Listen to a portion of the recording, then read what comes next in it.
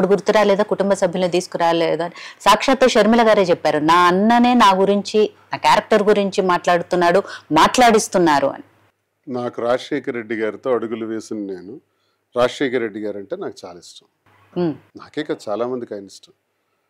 ఆయన కుమార్తె అయినా కుమారుడైనా మాకిద్దరూ ఒకటే. ఒక్క మాటలో చెప్పాలంటే ఇద్దరికి సమానంగానే గౌరవిస్తాం. కానీ షర్మిల గారు ఈ రూట్లో వచ్చి జగన్మోహన్ రెడ్డి గారి నుంచి మాట్లాడడాన్ని నేను కూడా తీవ్రంగా ఖండిస్తున్నాను. ఆవిడ అతని గురించి అలా మాట్లాడకూడదు. జగన్మోహన్ రెడ్డి గారి గురించి ఆస్తుల వివరాలు, వ్యవహారాలు మనకు తెలియదు. బయటికి చెప్పిన వరకు నాన్నగారు ఉన్నప్పుడే ఆస్తులు 50-50 పంచుకున్నాం, అయిపోయింది, అక్కడితో క్లోజ్.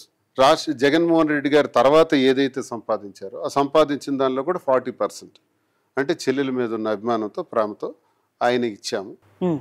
దాన్ని వాళ్ళు వైలేట్ చేసుకున్నారు అన్నది కుటుంబంలో జరుగుతున్నటువంటి సంఘర్షణ అన్నది మనకు అర్థమవుతుంది. అంతకన్నా డీప్గా మనం వెళ్ళలేదు, మనకి వెళ్ళం కూడా.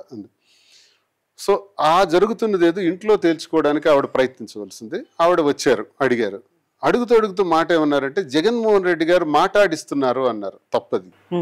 ఎప్పుడు మా పార్టీలో ఆవిడ గురించి చర్చకు జరగలేదు, ఎక్కడా కూడా జరగలేదు. అసలు ఆవిడ గురించి ఇలా మాట్లాడండి, ఇలా రెస్పాండ్ అవ్వండి ఒక లైన్ ఇవ్వడం కూడా మాకు జరగలేదు. నేను మనస్సాక్షి చెప్తున్నాను. నేను రాజశేఖర రెడ్డి గారి అభిమానిగా నేను చెప్తున్నాను. ముందుగా ఇద్దరి మధ్య జరుగుతున్నటువంటి సంఘర్షణలో వారి అభిమానిగా చెప్తున్నాను. మా పార్టీలో చర్చ జరగలేదు. కార్యకర్తలు ఎవరు కానీ, నాయకులు ఎవరు కానీ ఆ రకంగా మాట్లాడలేదు.